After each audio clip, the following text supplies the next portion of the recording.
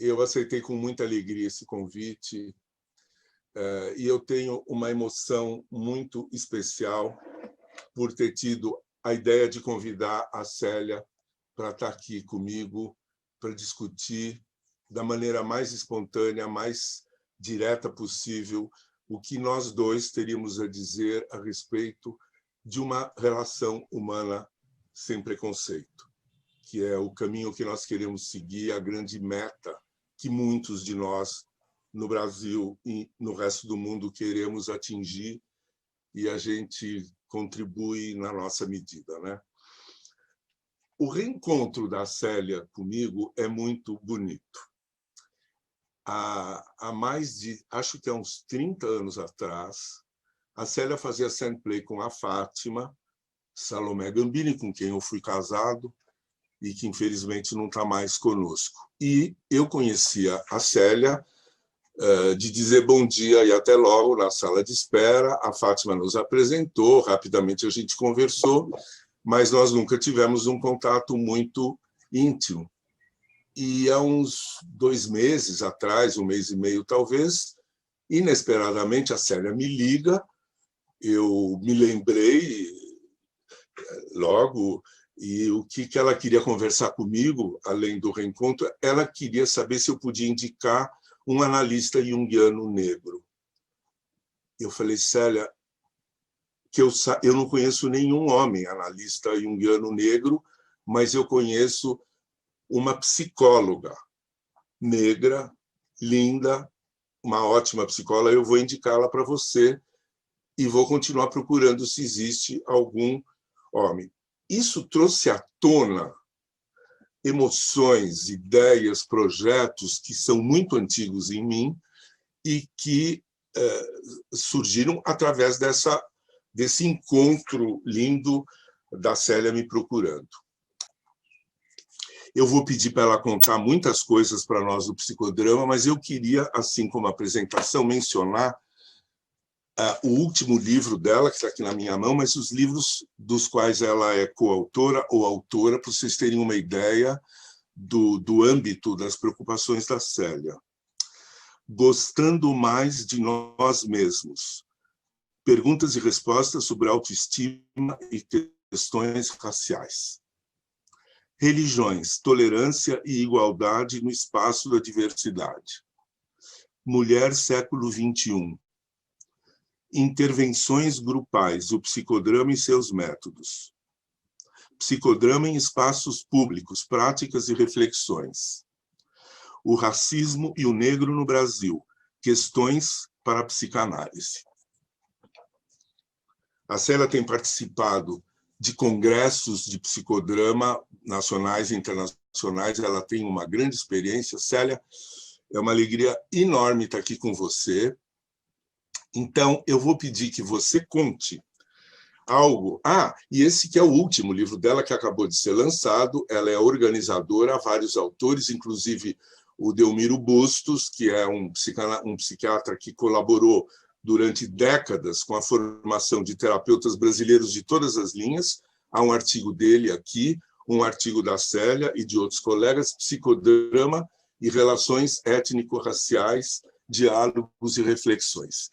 Então, Célia, você diz no seu livro que o teu processo de conscientização como mulher negra, como terapeuta, como psicodramatista, que essas duas coisas se interseccionam, né? A tua vida e o teu trabalho.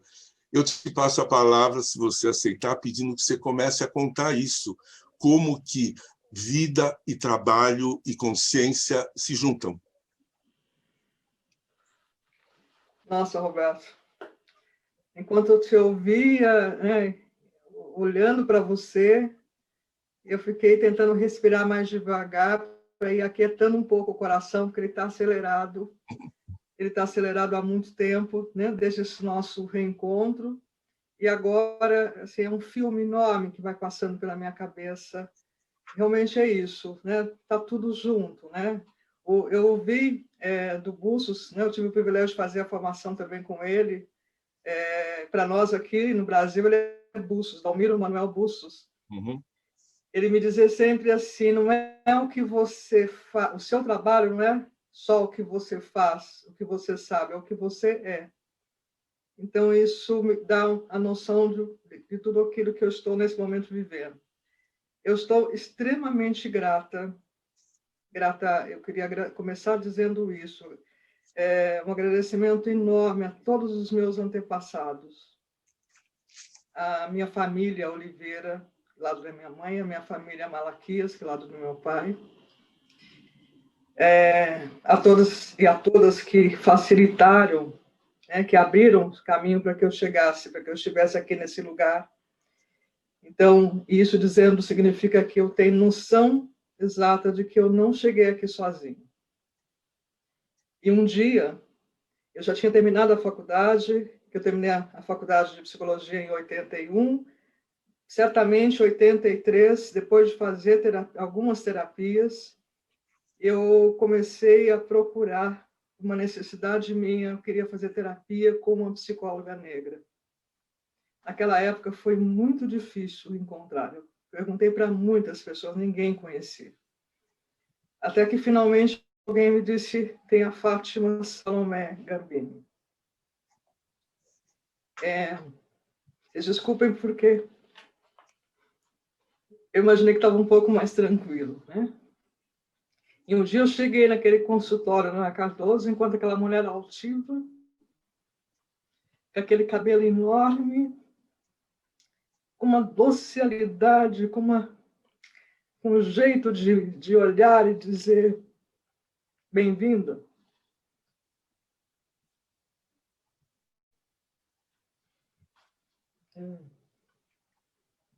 Eu estava naquele momento importante que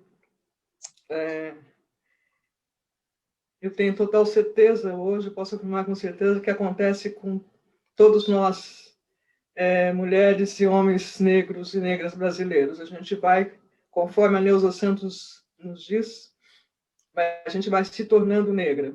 Né? E a Fátima me ajudou a me tornar negra.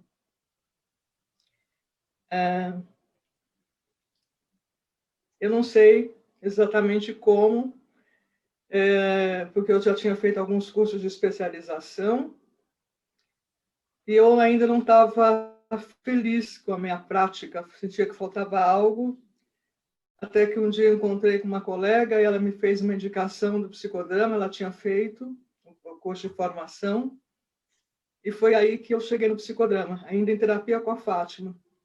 E nesse reencontro, Roberto, eu tenho me perguntado, interessante, por que será que eu não fui para o caminho dos junguianos, né? A Fátima, em nenhum momento, ela deu fez alguma intervenção em termos de me direcionar. Pelo contrário, ela sempre me apoiou e sabia o que eu estava à procura. Né? Na época da formação em psicodrama, eram 4 anos, e um dos pressupostos para se tornar psicodramatista era fazer psicoterapia com um psicodramatista, fazer parte da formação. E foi muito difícil eu parar a minha terapia com a Fátima. Eles já estavam no começo do 2º ano, eu ainda me mantendo em terapia com a Fátima, ela me ajudando. Eu pensava uma pessoa, ela me ajudou muito a escolher meu primeiro terapeuta psicodramatista, no sentido que eu levava e perguntava, e eu acabei achando que era alguém que era um pouco mais próximo da Fátima. E no meu último encontro com ela no consultório, eu disse, eu volto para a gente continuar. No entanto, a vida, sobretudo a vida da gente que trabalha muito, eu sempre trabalhei muito, batalhei muito para pagar as minhas contas, e eu terminei o curso de psicodrama muito perdida, né? Foi muito difícil, todo o curso, 4 anos muito pesados, embora no meio do curso eu fui me identificando, porque eu encontrei um trabalho do Jacob Levi Moreno, criador do psicodrama, um trabalho que ele fez em 45 nos Estados Unidos já, numa universidade. Ele dirigiu um casal negro, e esse é um trabalho, é um protocolo que tem no livro do Moreno, que chama O Problema Negro e Branco. Quando eu achei esse protocolo, e realmente eu achei, não foi nenhum professor que me indicou, ninguém, na verdade, conhecia na época esse protocolo, curiosamente, dentro de um livro básico de formação em psicodrama, colegas e professores não conheciam. E eu vi ali em Moreno alguém que pensava coisas que eu sentia. Então, eu nunca mais voltei. Quando eu quis voltar para fazer terapia com a Fátima, já tinha passado uns 10 anos de formação em psicodrama. Eu liguei para ela, eu estava indo naquela época para um congresso na Argentina, e eu disse, quando eu voltar, a gente marca. Isso foi em 2003. Eu demorei um pouco mais, porque foi exatamente nesse ano que eu estava terminando o mestrado e meu pai estava muito adoecido de câncer, tanto que ele morreu em outubro daquele mesmo ano. E quando eu finalmente consegui falar com a Fátima, ela pediu para aguardar um pouquinho, que não podia naquele momento. Só depois eu entendi, muito depois, que ela não estava bem. E um pouco depois eu soube que ela estava em coma. E eu não tive coragem. Você, naquela época, um dia eu liguei para você, Roberto, e você me disse, venha visitar. Ela estava em casa. Eu combinei com a minha mãe que ela iria comigo. E eu não consegui ir. E depois, quando eu soube o falecimento dela, eu voltei a falar com você. E você ficou sendo esse elo. Mas por falas esporádicas.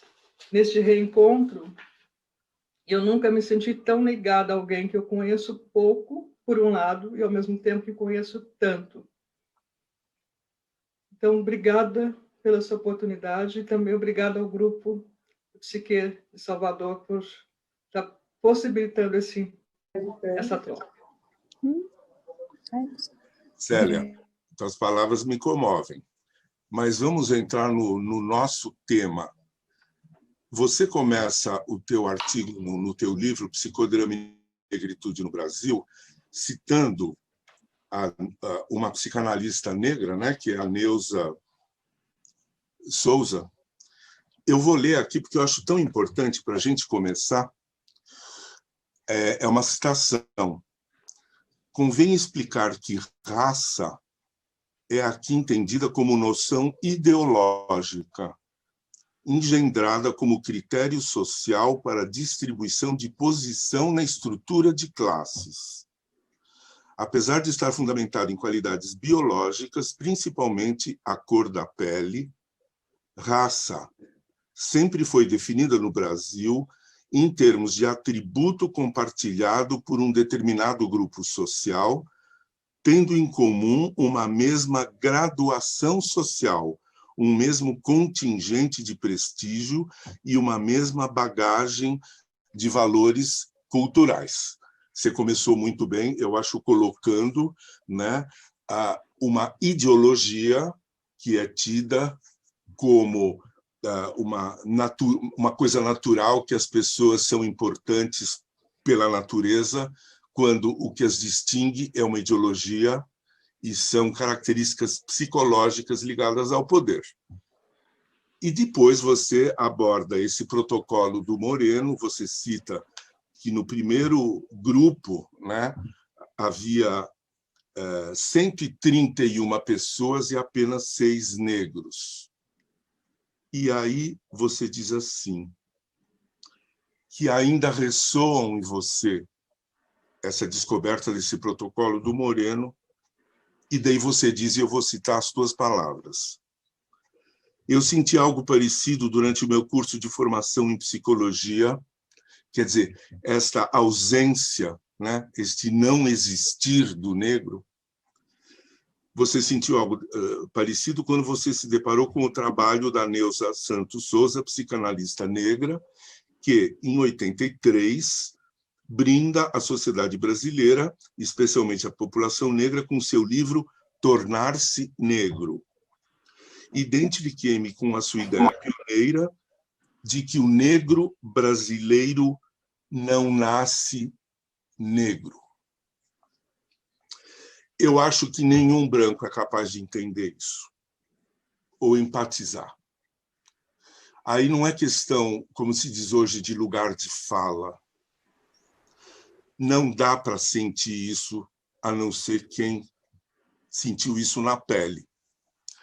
Como você mencionou e me emociona muito, eu casei com a Fátima, nós éramos jovens, eu apresentei a todos os meus amigos, a todos os círculos que eu conhecia, começamos a frequentar.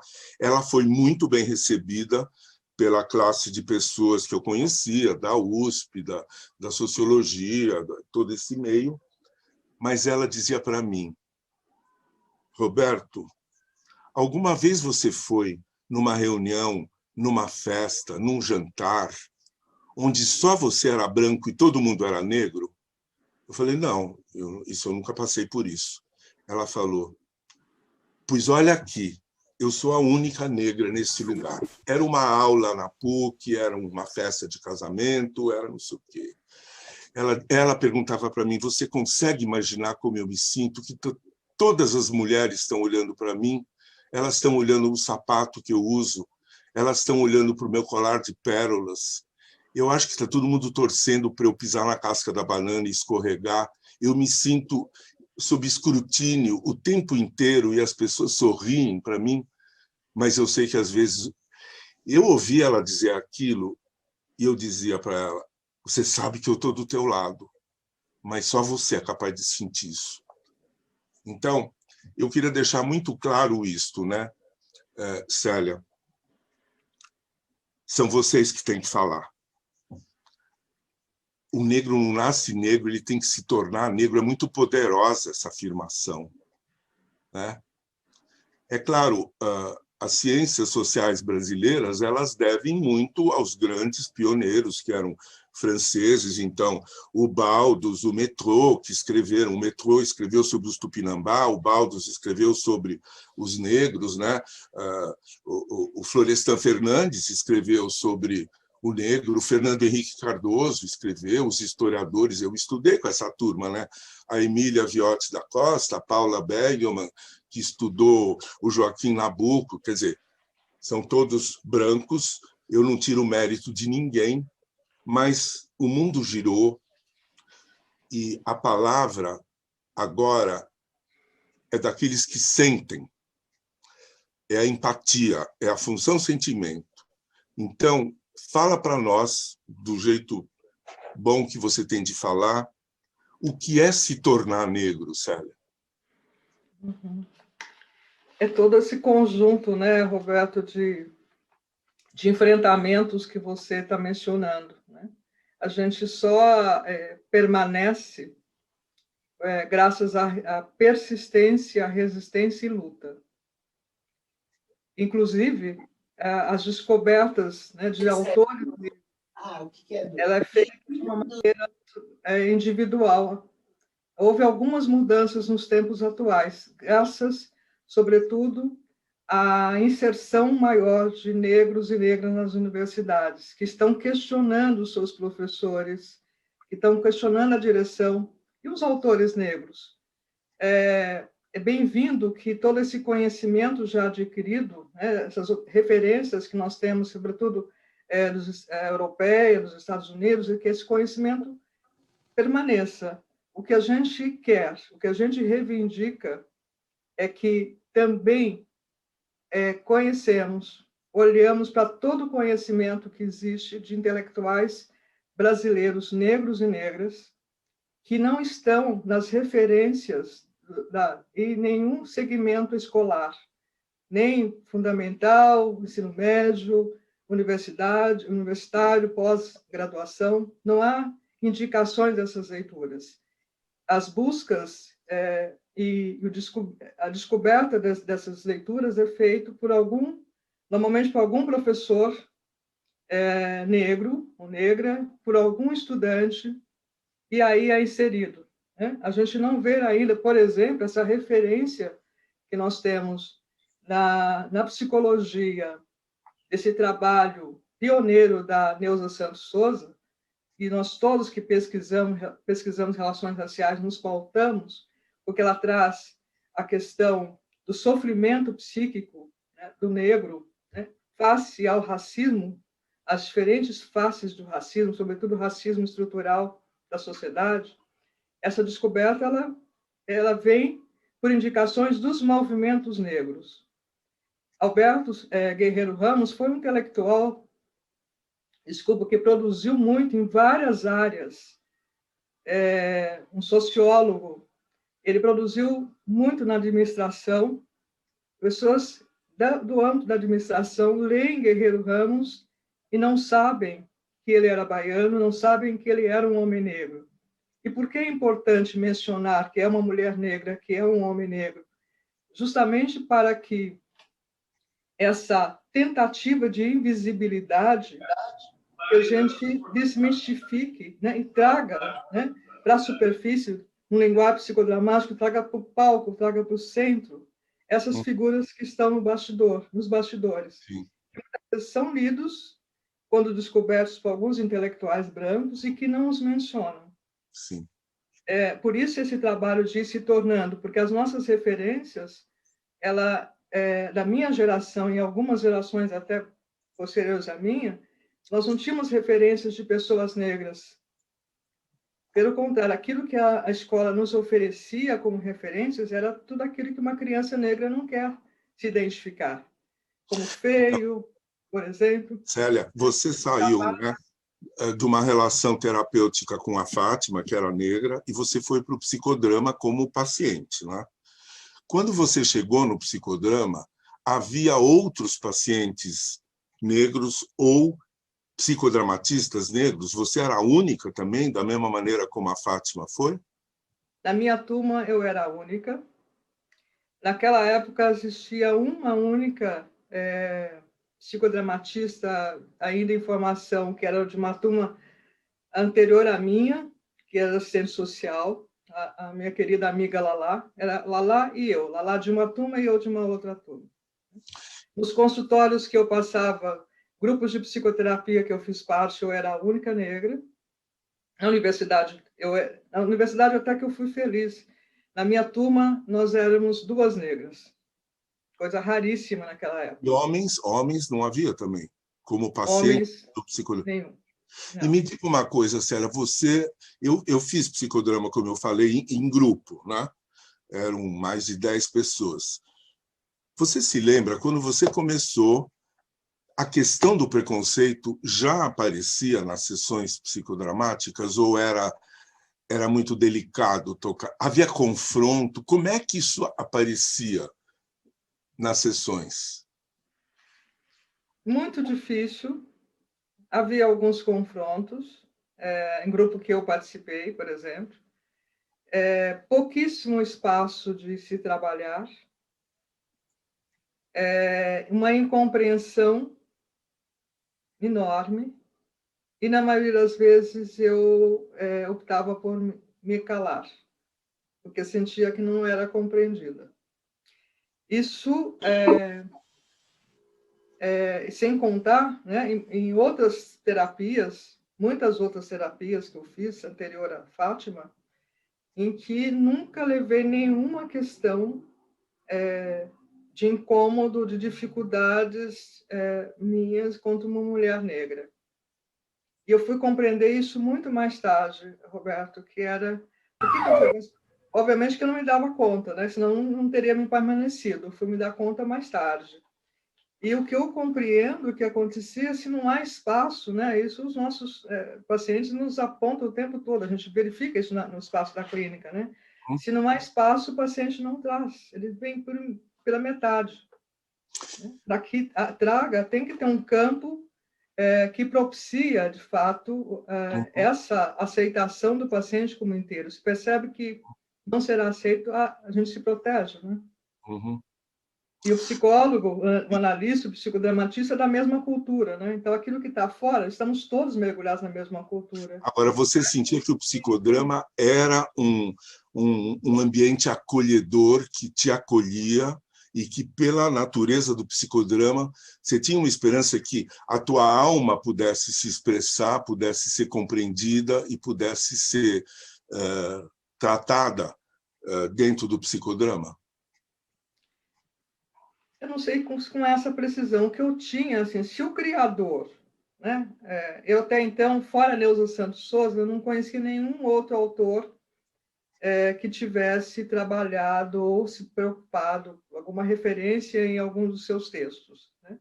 O único que eu encontrei foi o Moreno, Jacob Levi Moreno. Então, eu pensava, se ele, em 45, teve essa preocupação, né? Se o psicodrama, eu sinto que a teoria e a prática é inclusiva, vai depender do manejo de cada psicodramatista, mas a técnica, a abordagem, a concepção teórica, ela é inclusiva.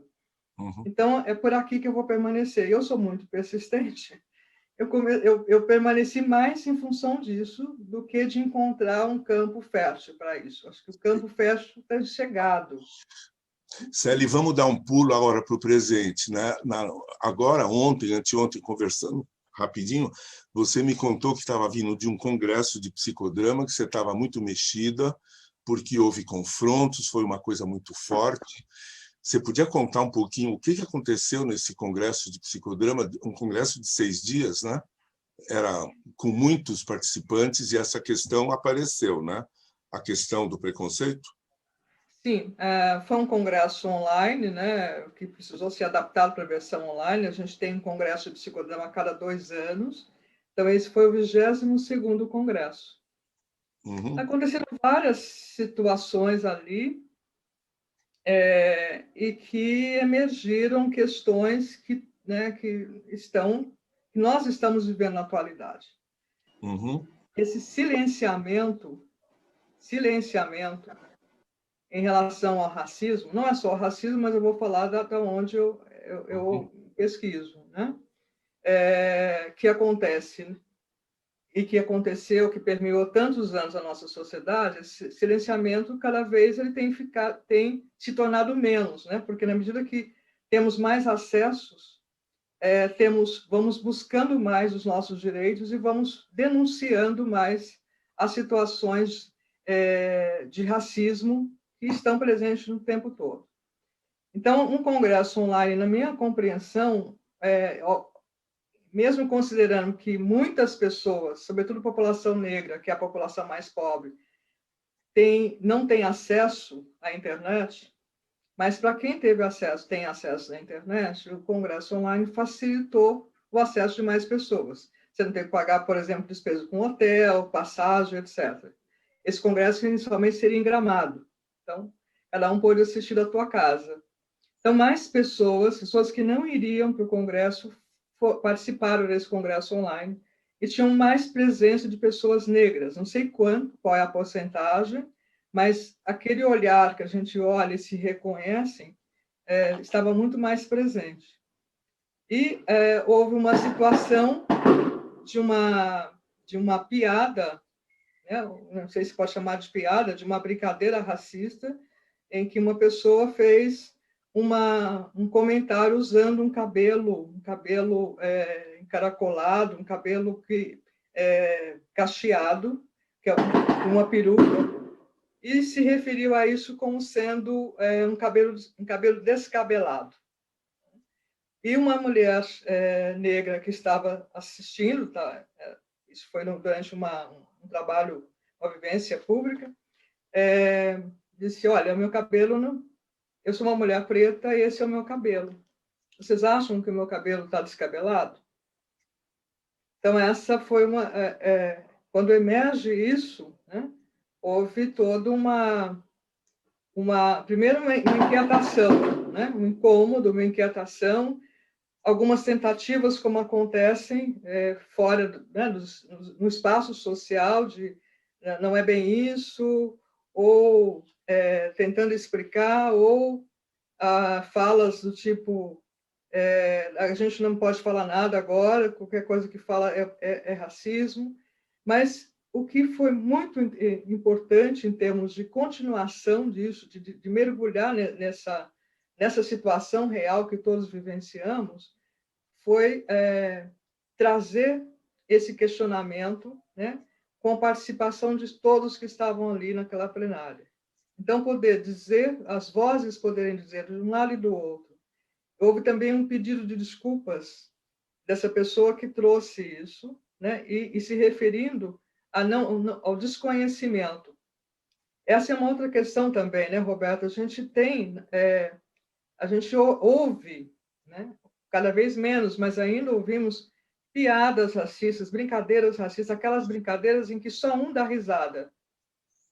E não percebe o desconforto que aquela criança negra que está ouvindo, ou aquela mulher negra que está ouvindo, às vezes o desconforto é tamanho que ela se cala, Sim. se sente humilhada. Sim. Quem deveria ficar envergonhado é quem fez a piada. Sim. Né? É o contrário, que é o alvo, a vítima que fica envergonhada, que se retira, ou às vezes até eu falo que um sorrisinho sem graça, porque não sabe o que faz, tenta se assemelhar ao outro. Eu vejo nesse episódio, obviamente que eu estou trazendo de uma forma muito simplista e resumida do que aconteceu, mas nesses quase 30 anos de participação em congressos de psicodrama, essa situação, para mim, ela é extremamente promissora, que é onde, de fato, se dar conta e ficar inquietados e buscar fazer algo. Vários desdobramentos têm sido feitos a partir disso. E eu acho que o psicodrama, talvez, de todas as escolas de psicologia, seja o formato mais apto para lidar com esses confrontos ao vivo, na emoção, e não pular para a teoria. Uma vez, um congresso junguiano internacional, em Jerusalém, houve um workshop em que havia analistas alemães e analistas de famílias judaicas juntos para discutir o Holocausto. Eram todos analistas junguianos. E era a época ainda do Muro de Berlim. A discussão começou, histórica, porque o Holocausto, porque os alemães, porque o nazista, mas havia ali analistas alemães que eram filhos ou netos de nazistas, eles não tinham nada a ver com isso, né? Havia outros que eram judeus, mas descendentes de pais ou avós do gueto de Varsóvia. Começou uma discussão intelectual de repente. O reprimido começou a vir para fora, as falas começaram a se esquentar, os ânimos se exaltaram, criou-se uma situação que ninguém sabia mais como segurar. Mas havia uma pessoa do psicodrama presente que falou, pera, gente, deixa comigo, e começou a organizar um pouco, porque você vê, o caldeirão começou a ferver anos depois do fim da Segunda Guerra Mundial. Essas feridas estão abertas ainda. Então, eu digo, aqui no Brasil, você menciona, claro, mais de 50% da população brasileira tem genes negros, como tem indígenas, né? Então, o Brasil é um país miscigenado, misto, diversificado, graças a Deus. Porém, essa proporção ela não aparece nas instituições, ela não aparece nas representações coletivas, né? Ela não aparece na superestrutura. Então, nas profissões, nas instituições mesmo, né? O Joaquim Barbosa foi o único juiz negro no Supremo Tribunal Federal e não sei quando vai haver outro. E não adianta ter aquela figura, em inglês se fala token, é botar um negro como um trunfo. Não, nós não temos preconceito nessa empresa, porque no conselho diretor tem um negro ou uma mulher, aquilo é posto ali meio para limpar a cara. Não é verdade, né? Então, o que eu quero dizer, Célia, é o seguinte. Primeiro é a grande ausência. Onde estão os negros, onde estão os indígenas? Nos órgãos da sociedade brasileira, porque há uma ausência, há um não dito, há um mal dito, um não dito, há uma ausência e ainda bem, porque a presença incomodaria. Então, é uma saia justa atrás da outra quando começam a aparecer as pessoas de verdade. Vamos organizar um encontro psicodramático com brancos, negros e descendentes de índios para valer? Porque qual é o tema? Um é a sombra dos brancos. E outro é que não houve reparação ao enorme sofrimento que os brancos causaram para os aborígenes, para os habitantes desta terra e para aqueles que foram trazidos para cá como escravos. Quer dizer, nós não temos uma régua para medir sofrimento, mas ele foi incomensurável, físico, moral e anímico. Esse sofrimento foi... O povo brasileiro sabe que existiu, desde o século XVI, e que continua existindo um sofrimento psíquico. A maioria das pessoas brancas não está nem aí para essa questão e vai achar que é um exagero, certo? Mas houve. O Brasil carrega uma ferida na alma brasileira. Ela tem uma ferida que não fechou, porque não houve um reconhecimento, não houve uma proposta de reparação. Reparação não é pedir desculpas. Você lembra? E eu não estou falando aqui como historiador nem como sociólogo, mas a gente sabe que Dom Pedro II, que teve que sair correndo do Brasil porque o golpe da República apressou a partida dele, ele tinha um sentimento que ele queria a abolição, e o projeto dele, isso está nos livros dos historiadores, era que cada escravo liberto recebesse um pedaço de terra ao longo da estrada de ferro central do Brasil. É engraçada essa ideia. Mas você pegaria a central do Brasil, é como o INCRA faz, né? E seriam lotes de terra para os ex-escravos poderem continuar trabalhando naquilo que eles faziam, mas na própria terra. Claro que isso não foi feito. A Lei Áurea é pífia, porque de hoje em diante não existe mais escravidão, ponto, para se bem até logo. E, né, o que a Emília Viotti, por exemplo, historiadora, naquele livro da Senzala Colônia, eu fui aluno dela, a gente ficava emocionado na aula porque ela dizia assim: vocês imaginam em 1888, 89, é a mesma coisa quando abriram os campos de concentração em 45 e chegou a Cruz Vermelha, ou os russos chegaram lá, havia, né, judeus no campo de concentração, é como um passarinho, você abre a porta da gaiola e ele não sai. Eles não sabiam nem sair. Então, havia negros, ex-escravos, que continuaram na fazenda ou na Casa Grande, porque eles até tinham um laço, já. Porém, ela dizia, as estradas brasileiras ficaram cheias de andarilhos, que eram os ex-escravos andando sem saber para onde, porque eles estavam livres. Mas o que era ser livre? Você não tinha trabalho, você não tinha terra, não tinha casa, não tinha comida, mas eles andavam. Quer dizer, eu queria que houvesse relatos mesmo, nós temos que imaginar o que era isto, mas isso continua até hoje. Quer dizer, os pobres, a maioria dos pobres são os negros, os que estão morrendo de Covid são os pobres e negros. Então, esta ferida, ela continua aberta, mas as pessoas de bem querem participar do tratamento da ferida, do reconhecimento do mal causado e do começo da elaboração do que seria uma reparação. Né? Reparação não é botar no conselho diretor ou convidar para a festa, dizer, olha como eu sou legal, eu tenho, olha aqui, tem 3 negros na minha festa. Isso não é.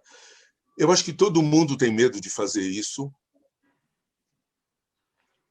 porque a gente tem que ter muita coragem. O problema da civilização ocidental branca é a sombra do branco, que é terrível. Eu acho que o psicodrama lida com situações difíceis, situações de dor. Uhum. Me diga o que você acha disso, dessa ferida, e de como que a gente pode promover encontros, não de papo, de fala, mas de botar a mão na ferida e depois começar a botar um unguento nela. Uhum. Moreno, né, ele nos deixou um método para se trabalhar com pequenos e grandes grupos, nessa perspectiva de trabalhar as relações raciais. Chama-se etnodrama. Um etnodrama em que possamos trabalhar com brancos, negros, índios, brancos e não brancos, é super bem-vindo. Estou pronta para começarmos já. Difícil, mas é por aí que eu acredito, porque no psicodrama é exatamente isso, né, Roberto? Quando a gente tem a possibilidade de se trabalhar via as personagens, né, no espaço do palco psicodramático, onde as pessoas jogam os diferentes papéis. E no comando sob a direção de um psicodramatista, esses diferentes papéis são trabalhados: o papel de opressor, do oprimido, o papel da vítima, o papel de algoz. É mais que urgente que possamos nos esforçar e empenhar para isso. Você participa desse tipo de coisa, não participa, Célia?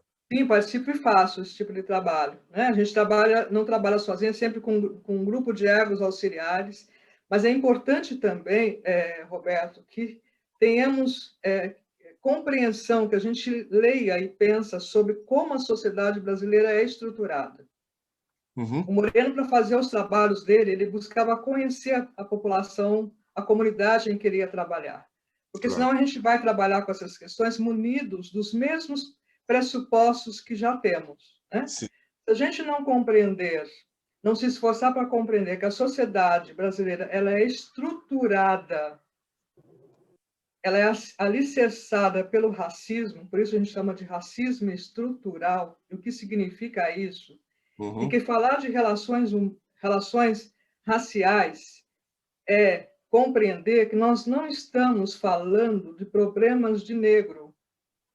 Nós estamos falando de problemas das populações brasileiras.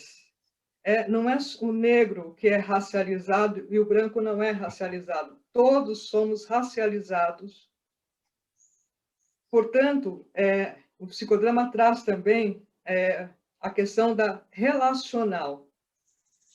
Para que haja relacional, estou falando de mim e o outro, eu e o outro. Então, é impossível acontecer algo com o outro que não tenha a ver comigo também. Uhum.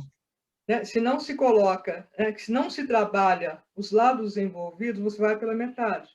Há, especialmente atualmente, todo o interesse de estudar o negro, de estudar o problema do negro. E eu pergunto, e o branco? Quando é que nós vamos nos interessar para estudar?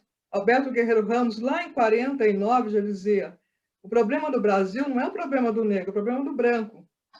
E quando a gente diz isso, não é para os não-negros não se sentir ofendidos, é para que possamos entender o lugar, o papel da branquitude. Papel da branquitude. E falar em branquitude é falar de privilégios. É falar desse lugar de privilégios que, pelo tom da pele, que a pele branca já se coloca nesse lugar de superioridade e de universalidade. É universal, o branco é universal. Aquilo que serve para o branco serve para todos. Uhum. Então, não é universal. Nós vamos olhar a subjetividade, as especificidades de cada pessoa. Uhum. Ou seja, e treinando, e tentando abrir as nossas ventas, abrir os nossos ouvidos, abrir as nossas lentes, para a gente poder, nas falas do Moreno, trocar, você poder me ver com os meus olhos e eu ver você com os seus olhos. Se a gente fica num lugar de, tá bom, então agora eu vou compreender o que aconteceu com o negro. É ótimo compreender, precisamos disso também. Mas o que aconteceu com você? E aí a gente tem falas do tipo, mas eu não escravizei ninguém, não tem nada a ver com isso. Nós temos um legado de mais de 3 séculos de escravização nesse país. Roberto, me dei conta recentemente que eu sou a terceira geração na minha família que nasceu livre. Sabe o que é isso? Os pais dos meus avós nasceram em 1889, um ano após a chamada abolição. Uhum. Depois deles, meus pais. Meu pai em 1917, minha mãe em 1923, depois eu. Em termos de história, isso é pouquíssimo tempo. Não é nada, né? O dia seguinte, a 14 de maio de 1888, toda aquela população para o Brasil vieram 4 milhões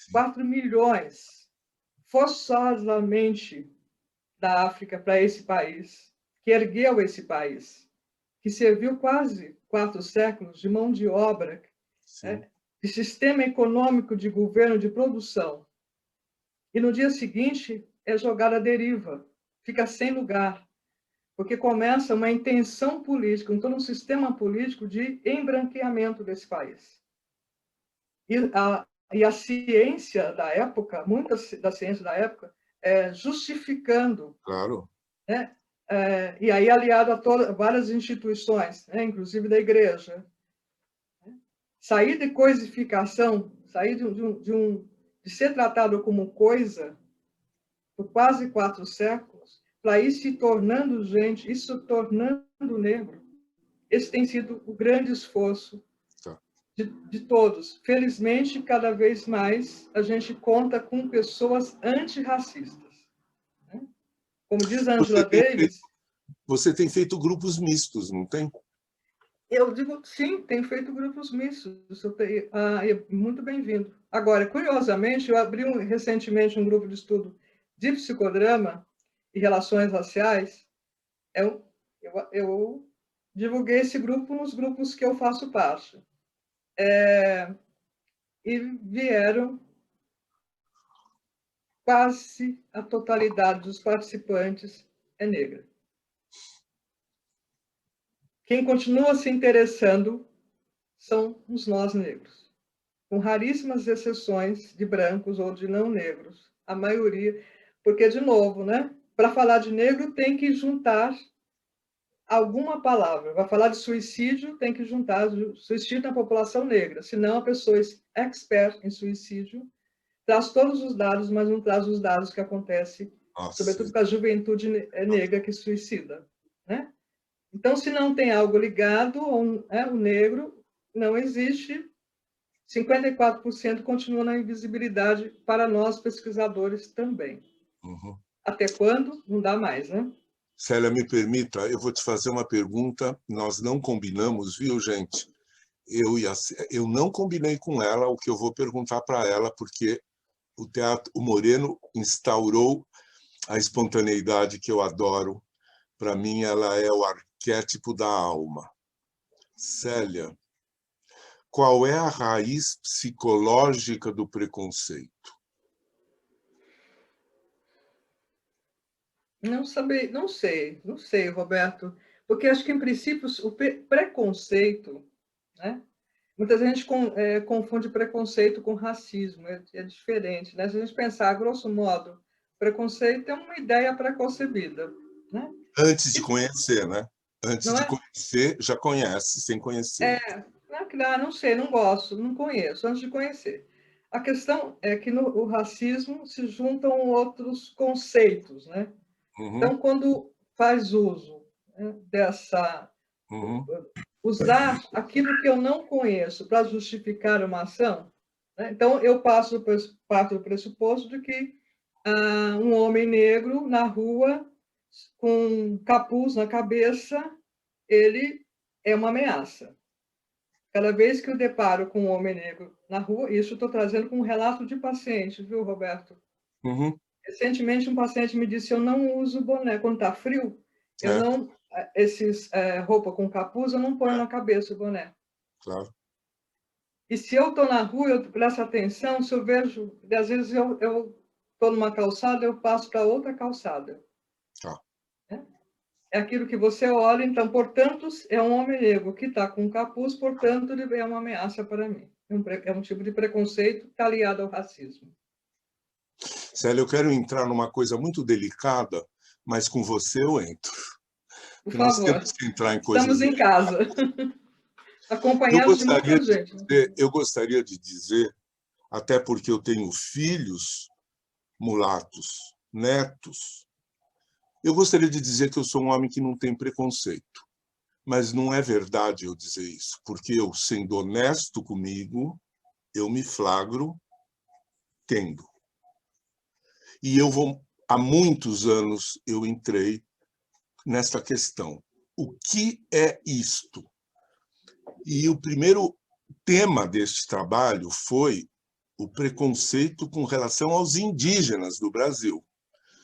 E o trabalho que eu fiz no Instituto Jung de Zurique, que a Marie-Louise von Franz me deu a retaguarda, era o espelho índio.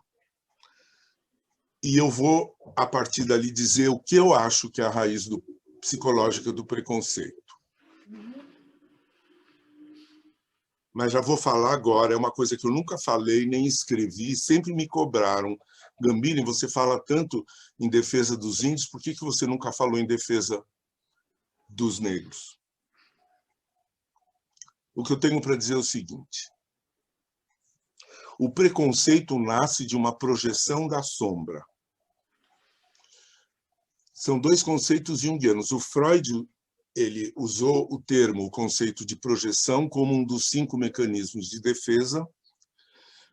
O Jung, que conhecia muito bem o pensamento do Freud, ele levou adiante o fenômeno da projeção, e a fundamental é que eu não projeto. A projeção não é um ato psíquico criado pelo ego.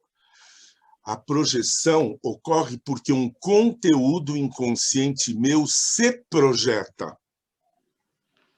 Progissere, em latim, é jogar para frente. De onde? Projétil. Projeto. Né? Projetar uma casa é jogar para o futuro como essa casa vai ser. Então, é e o jato, progissere. Então, é lançar para frente. Então, algo meu inconsciente que quer se tornar consciente, o que acontece? Isso, digamos, é natural. Ele pula para fora de mim e fica lá na minha frente para eu olhar. Eu olho. Eu poderia olhar e dizer, nossa, isto aqui é meu. Ou é uma coisa feia minha que pulou para fora, eu digo, isso aqui não é meu, isso é do objeto. Isso é a projeção, que pode ser positiva. Algo muito positivo meu, eu não reconheço na minha consciência, mas eu reconheço na outra pessoa. A outra pessoa tem aquilo e algo meu aparece nela. Né? Na psicologia junguiana, a gente fala de gancho. Né? Tal pessoa é um ótimo gancho para a projeção disto ou daquilo. Mas, então, qual é o meu entendimento da raiz do preconceito? Aquilo que é feio em mim, sujo em mim, desagradável, inferior,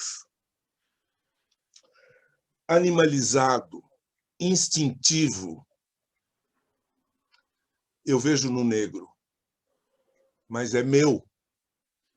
Como dá muito trabalho ético eu ver em mim que eu também tenho uma animalidade, que o meu suor é ruim, que eu posso fazer...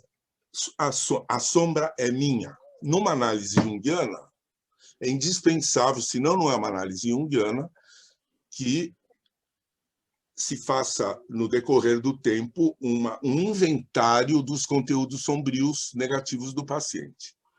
E isso é feito como? No nosso trabalho. Com muito amor por parte do terapeuta, que não está julgando nada, né? Que o paciente tenha estrutura moral e ego para aceitar que aqueles traços considerados negativos são dele, e que o grande fenômeno é que aquilo aparece projetado, até nos sonhos. Né? Então, puxa a projeção de volta, isto é meu ou isto é teu, meu paciente. Né? Isso aqui é feio? É. Então, você tem que ser responsável por isto. Se você atuar isto, você reconheça que você atuou, e se você causou um dano, você vai fazer uma reparação. É um pouco assim. Quer dizer, do prisma junguiano, tratar da sombra implica uma ética, porque a sombra é a porção individual do mal. né? O mal é a grande sombra arquetípica, o mal como princípio. Existe uma sombra coletiva, existe uma sombra individual. Ora, o povo brasileiro tem uma sombra coletiva. Onde que aparece essa sombra coletiva? Ela aparece projetada nos indígenas e nos negros, tidos como inferiores. Quer dizer, no século XVI, os jesuítas diziam: os índios não são humanos, eles estão a meio caminho entre o animal e o humano, precisam de uma alma, né? E o escravizado que chegava aqui, estava lá no porto do Valongo, no Rio de Janeiro, era um objeto, ele era carne barata, né? Ia ver os dentes, né? Então, essa desumanização, ela decorre porque é o desumano no branco que é projetado. Então, para mim, a origem psicológica do preconceito, qualquer que seja, contra gêneros, contra cor, contra o que quer que seja, é a projeção de uma inferioridade. Bustos, teu querido Bustos, tem no teu livro um lindo artigo chamado Grito de Narciso. Narciso se maravilha olhando a imagem dele refletida na água, quando ele se vira e vê outras pessoas, ele dá um grito de espanto, porque são todos diferentes dele. O diferente é inaceitável para Narciso, né? Ele só quer os iguais. Então, o diferente de mim é o outro. Só que, se eu me aprofundo, eu quero achar o diferente em mim, eu quero achar o outro em mim. Como o Fernando Pessoa, que achou 99 outros dentro dele. Qualquer poeta sabe da alteridade dentro de si. Nós somos muitos. No decorrer de um dia, eu sou o Roberto I, o Roberto II, o Roberto III, o Roberto IV. Eu conheço um pouco eles, e alguns são muito chatos e muito difíceis, né? Então, nós somos vários, mas tem uns vários que eu não vejo em mim, eu vejo no negro, eu não vejo em mim. Bem, aí estamos, para mim, a raiz está ali. O igual e o diferente. O diferente é pior do que o igual. Mas igual a quem? Para o Narciso, era aquilo que não era Narciso, né? O Caetano, como é que ele fala? O que não é Narciso é espelho. Ele tem... Agora, tem uma letra que todo mundo acha lindo, né? Se todos fossem iguais a você, que maravilha. Eu digo assim, se todos fossem iguais... Que saco! Todas as mulheres iguais a você, pelo amor de Deus, eu quero uma japonesa, eu quero uma preta, eu quero uma índia, uma alta, uma... hein? Por que mesmo todo mundo igual a mim, isso é uma esquizofrenia, né? Agora, olha a raiz, bastou ser diferente de mim? Bom, eu sou neto de italianos. Os italianos eram os carcamanos e a sociedade paulistana do café tinha preconceito contra os meus avós. Nada se compara, mas era um preconceito carcamano, né? Só porque era italiano, ou era turco, ou era árabe, turco, ou era polonês, judeu. Então, a questão aí é o ego superior, né? Que é o ego branco, como é que ele lida com o diferente? É inferior. Como é que ele lida com aquilo que tem algum traço de negatividade? É inferior. Então, vamos para o terreno delicado. Quando eu era pequeno, eu ouvia assim: o suor do negro se chama budum. É muito pior o cheiro do sovaco de um homem negro do que do sovaco de um homem branco. O cabelo da moça que trabalhava aqui era pichain. O cabelo pichain é feio, ele cheira mal. Isto foi introjetado em gerações e gerações e gerações de famílias brancas, e o negro não faz na entrada, ele faz na saída, e esse aqui é muito bom porque ele tem uma alma branca, e por aí vai. Isso é coisa da sociologia, é da antropologia, mas nós estamos na psicologia. E aqui, o grupo de vocês é a psicologia arquetípica, né? Que arquétipo nós temos aqui? É o do um e do outro.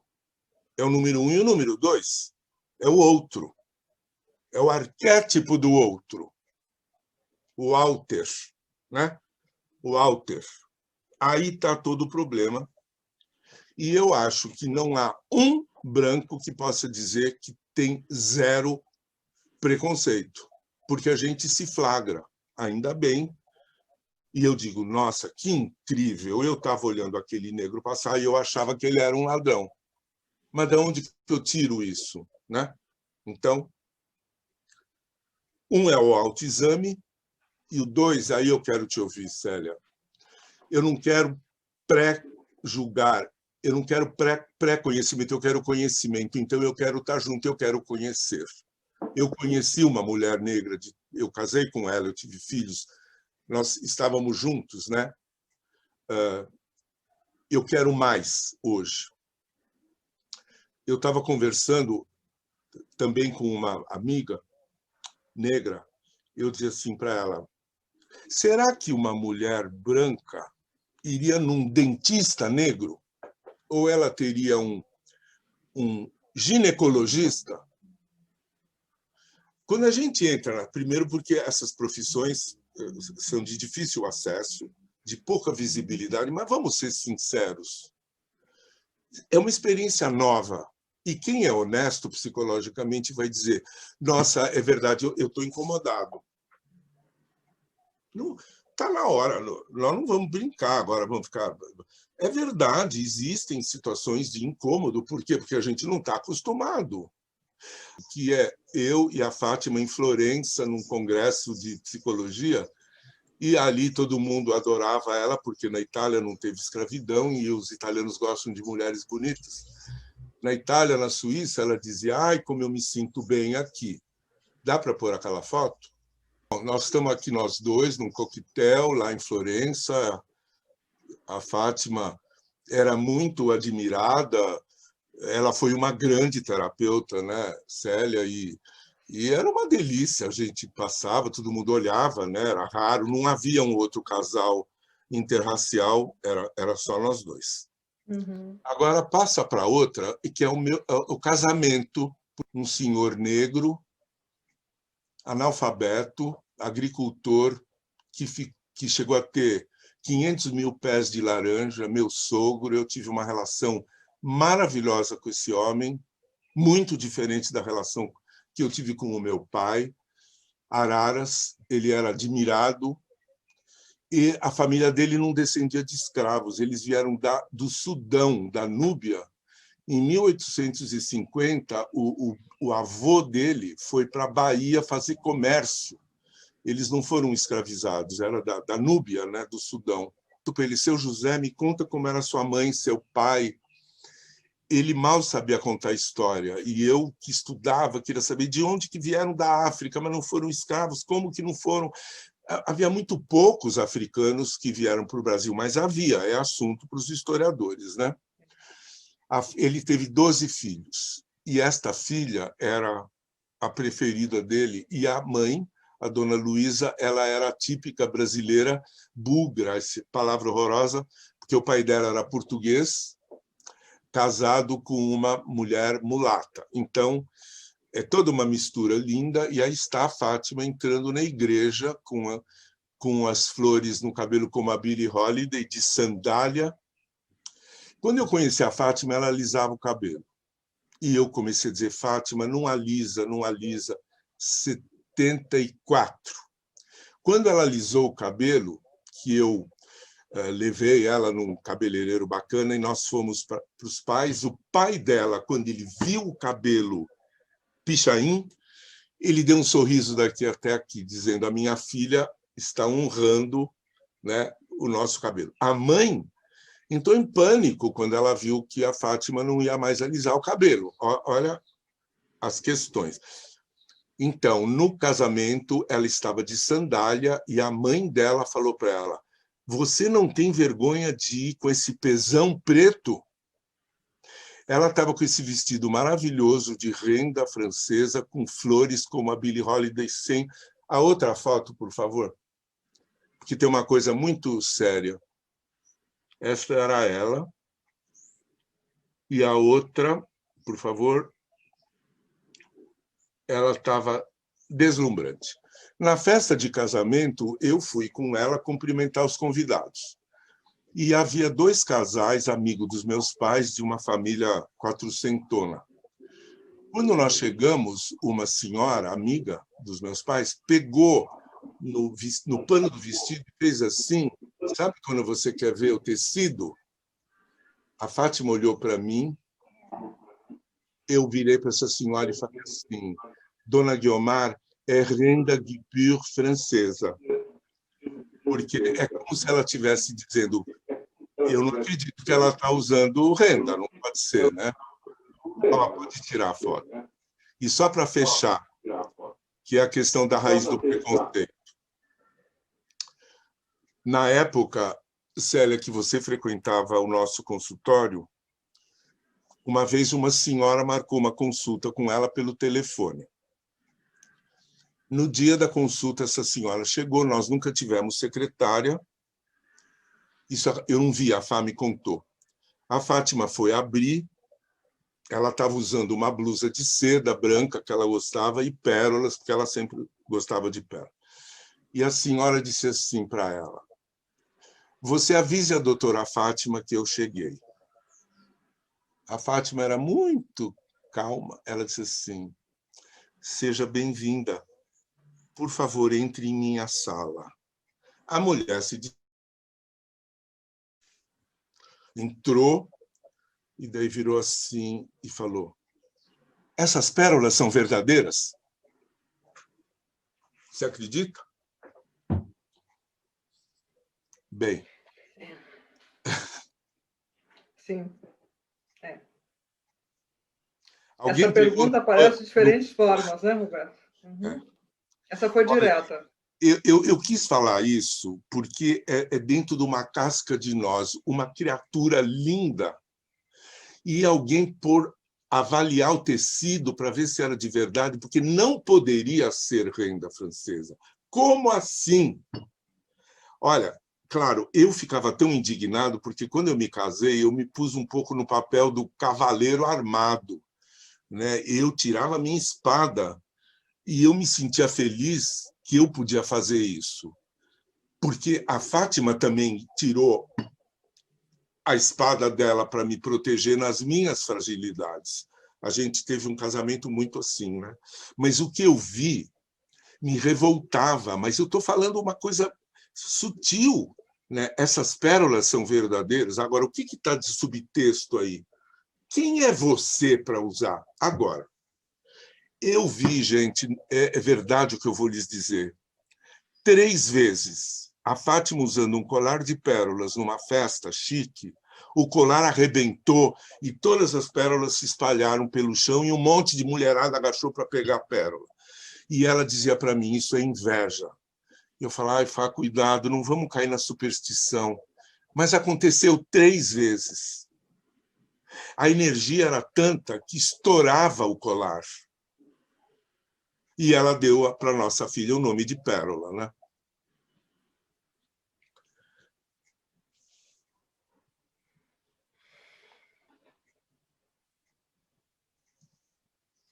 Obrigada, Roberto, por trazer mais sobre a Fátima. Essa é a nossa pauta terapêutica, não é? Nós, como terapeutas, nós temos que ajudar as pessoas a trabalharem isso, né? Isso. Os de um lado e os de outro. E eu queria dizer para você, quando você vai trazendo o conceito, né, a tua resposta do que é dessa raiz do preconceito, eu me identifico muito com o que você está trazendo, com os conceitos que você usa, tanto junguiano como na psicanálise. Eu não sou psicanalista também, nem junguiana, mas as leituras que eu tenho feito, e junto com as leituras do psicodrama, e o desafio que eu tenho junto com o meu grupo de estudo, com pessoas que querem estudar, porque no psicodrama a gente está muito atrás ainda. Né? Vocês, Jung e psicanalistas, em termos teóricos, avançaram mais do que o psicodrama Mas brasileiro. vocês põem a mão na massa. E Então, você cita no livro, que eu vou te trazer para a gente pegar agora, que o Moreno falava de role-taking, role-playing, role-creating.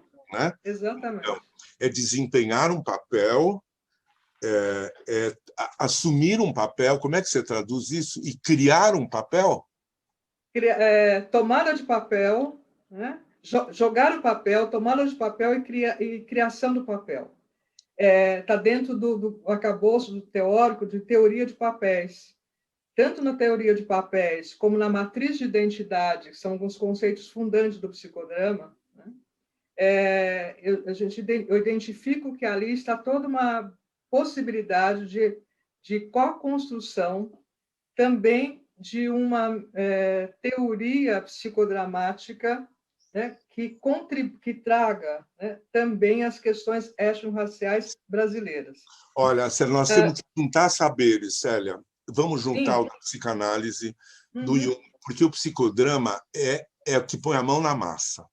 Pois é, mas é importante, depois que põe a mão na massa, depois de cada vivência, a gente tem uma etapa de compartilhar, que é falar o que eu senti enquanto joguei determinado papel no espaço do como ser psicodramático, e depois tem uma parte que chamamos de processamento, que é compreender teoricamente o que fizemos. Isso é fundamental, Roberto. Sim, é o entendimento. Que a gente nomeie aquilo que vivemos, aquilo que foi vivenciado, que a gente possa avançar também teoricamente, né?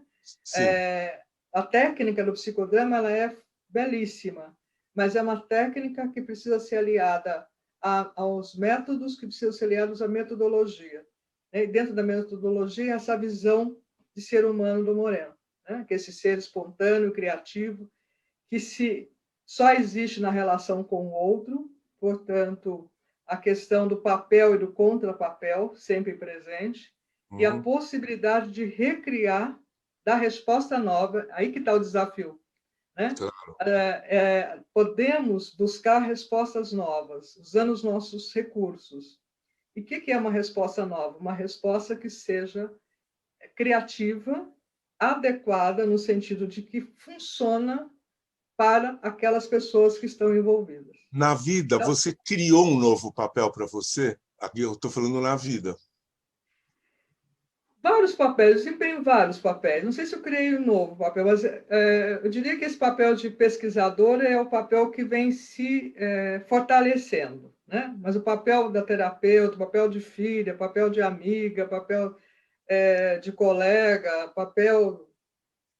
Tenho vários. E, aliás, precisa, porque o Moreno diz que quanto mais papéis desempenhamos na vida, mais saudáveis somos.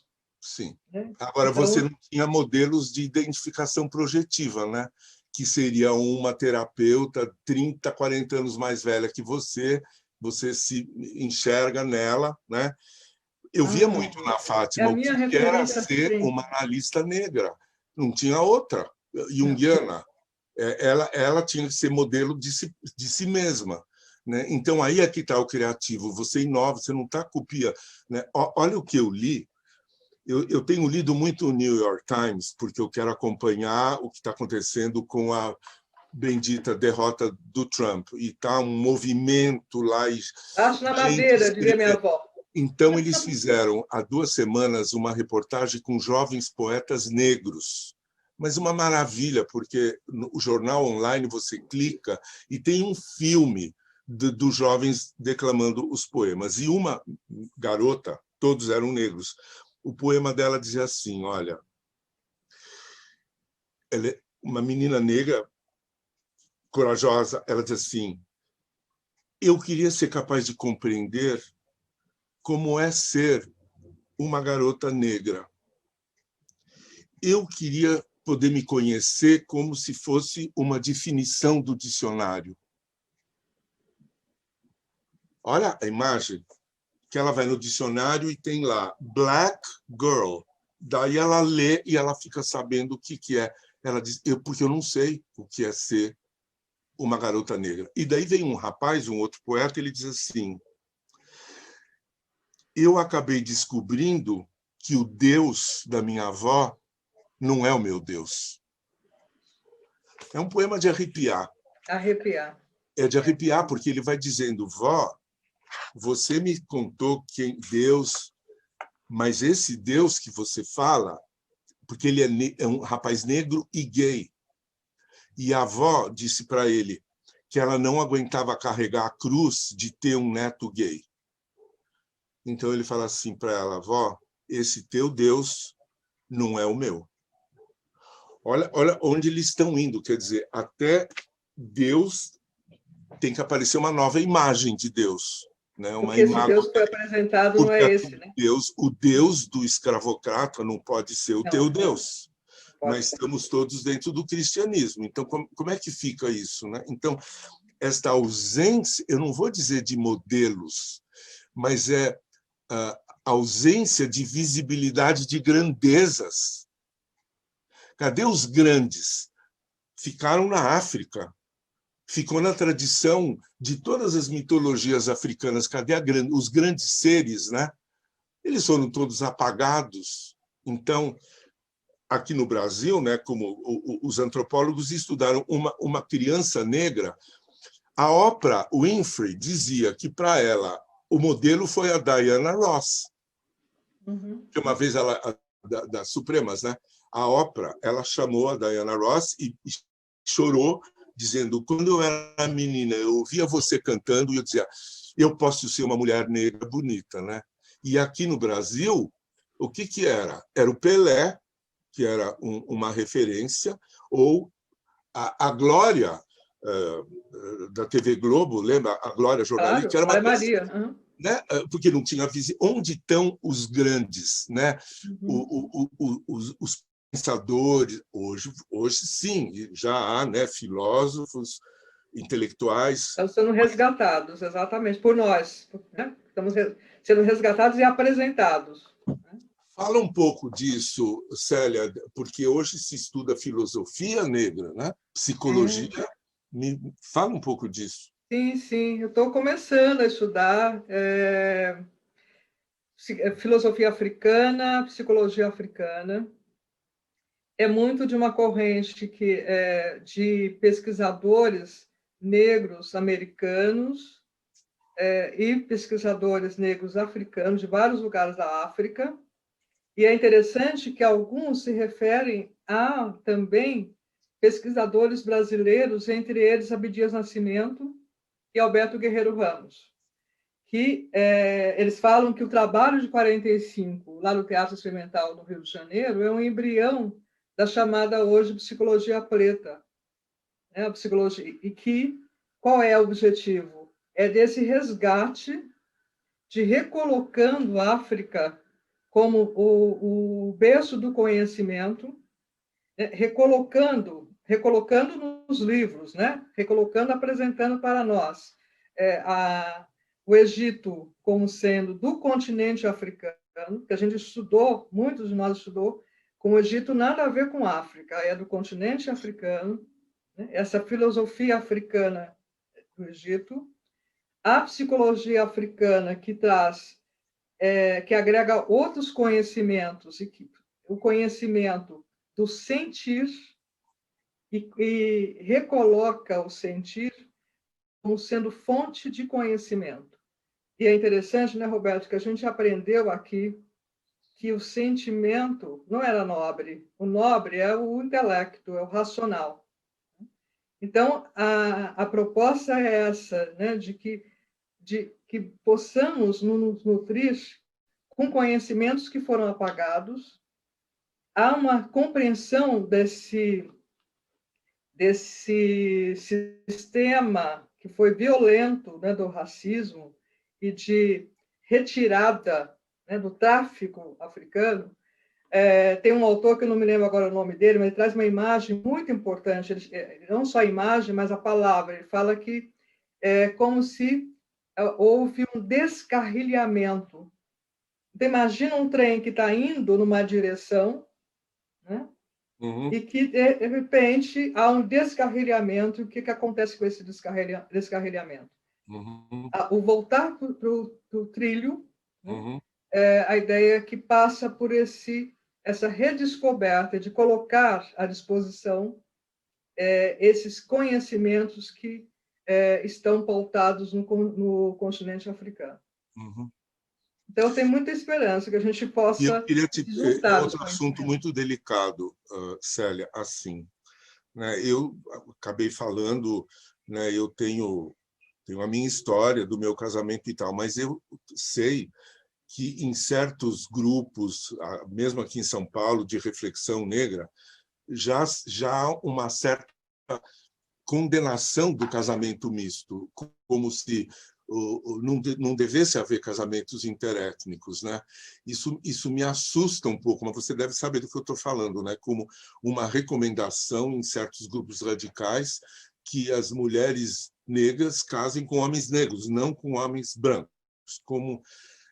Isso é uma coisa que eu acho que a gente precisa entender e discutir com muita seriedade. Você está a par disso? O que você acha? Eu acho que a gente precisa assim, entender a origem disso. Não tenho conhecimento desse acirramento, não, mas acho que é importante a gente compreender de onde sai isso, né? Os questionamentos que estão também em volta disso. Um deles é a questão da solidão da mulher negra. É algo muito sério. A solidão da mulher negra, aquela mulher negra que busca avançar nos seus estudos, no trabalho. Em geral, essa mulher, você olha ao lado, ela está sozinha, se não encontrar um par. Tem estudos sobre isso da mulher negra. Há também estudos que apontam que a mulher negra não é escolhida nem pelo homem negro nem pelo homem branco. Há também estudos, a Neuza Santos Souza fala nesse livro, que uma das facetas cruéis do racismo é o auto-ódio, é o extermínio de si mesmo. E que alguns casamentos, alguns casamentos, eles se pautam também, né, na questão de busca de tentativa de diminuir o sofrimento da sua prole, daqueles que virão. Como se viesse com a pele um pouco mais clara, vai sofrer menos.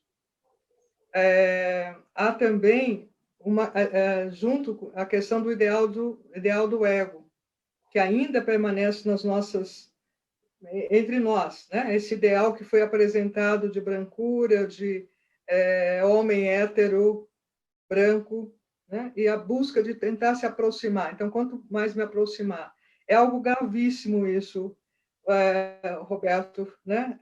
Acho que é um tabu falar sobre isso ainda. Ninguém está dizendo que não existe amor e que amor acontece, né?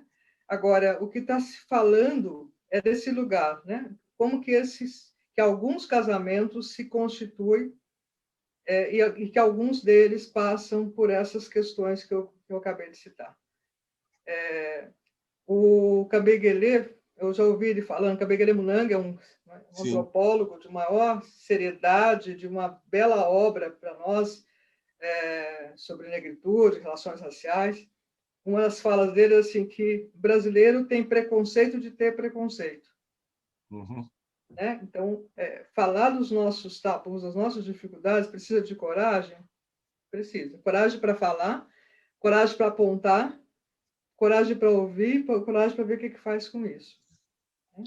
Mas eu vejo com muito cuidado, sabe, Roberto? Acho que é importante que a gente tenta dialogar e ver o que é isso, né? Porque a gente precisa juntar pessoas, vamos, né?